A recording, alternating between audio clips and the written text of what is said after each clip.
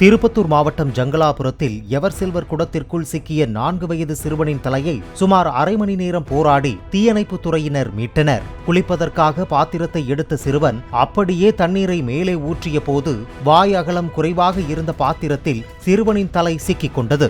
தகவல் அறிந்த நாற்றம்பள்ளி தீயணைப்புத் துறையினர் குடத்தின் மேற்பகுதியை துண்டித்து பின்னர் சிறுவனை லாவகமாக மீட்டனர்.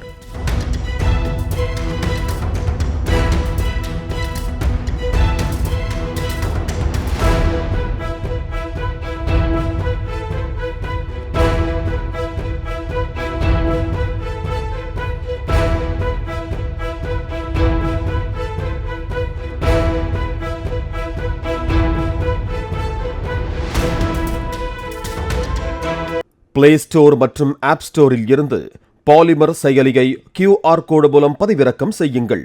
செய்திகளை உடனுக்குடன் பெறுங்கள்.